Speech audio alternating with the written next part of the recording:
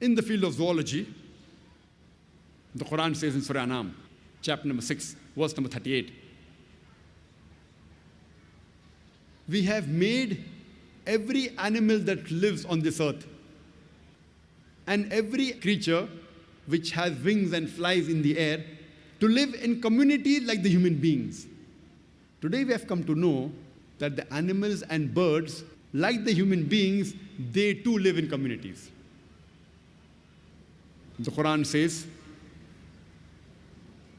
in Surah Nahl, chapter number 16, verse number 68 and 69, it is Allah subhanahu wa ta'ala who has taught the bee to build its cells in hills, on trees and human habitations, and to eat of what the earth produces, and to find the spacious path of thy Lord with great skill. It was recently, just a few decades earlier, that a scientist by the name of Von Frisch, he got the Nobel Prize for describing the behavior and the movement of the bee. And what does the Quran mean by saying it has taught the bee to build its cells in hills, trees, human habitations, eat of what the earth produces, and find the spacious path of thy Lord with great skill?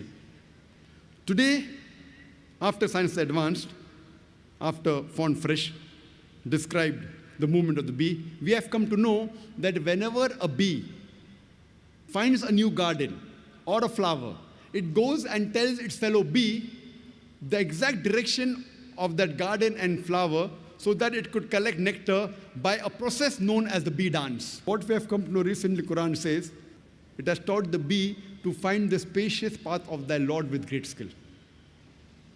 Today, in science, we call it the bee dance. And previously we thought it was the male bee which was the worker bee. Today we have come to know that it is not the male bee, it is the female bee which is the worker bee. And the gender used in the Quran in Surah Nahl, chapter number 16, verse number 60 and 69, is fasluki and kulli, meaning a female bee. No wonder Shakespeare in his play, Henry IV, he mentions about people talking among themselves, about the bee, that the soldier bee, the male soldier bee, they go and report to the king. Today we have come to know it is not the male bee which is the soldier bee, they are the female bees which are the worker bees and soldier bees. And they don't report to the king, but they report to the queen.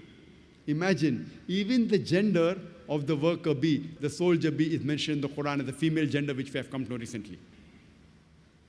The Quran says in Surah Namal, chapter number 27, verse number 17 and 18.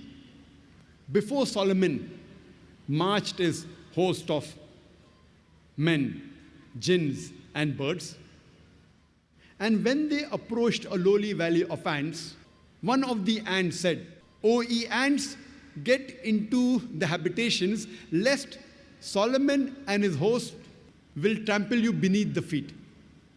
People would think, what kind of a fairy tale book is the Quran? The ants speaking among themselves? We have fairy tale books. So what type of a fairy tale book is the Quran? The ants talking and speaking among themselves?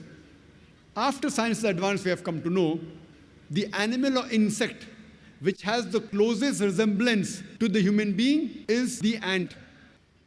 The ants bury the dead the same way as human beings do. They have a sophisticated method of labor in which they have supervisors, managers, foremen, workers, etc. They have a sophisticated method of communication. They very often even meet to chat. They have marketplaces where they exchange goods. Souks, we have marketplaces. Even ants have got marketplaces where they exchange goods. And if in monsoon, during rainy season, if while storing the grain, if the grain gets wet, the ants get the grain in the sunlight to dry, as though they knew that humidity will cause rotting of the grain. And if the grain begins to bud, they chop off the bud as though they knew that budding will cause rotting of the grain. Imagine, Quran speaks about the lifestyle of the ants 1400 years ago, which we have come to know recently. The Quran says in Surah Ankabut, chapter number 29, verse number 41. As to those who take for protectors anyone besides Allah subhanahu wa ta'ala, they build for themselves houses like that of a spider. For verily, the house of a spider is flimsy.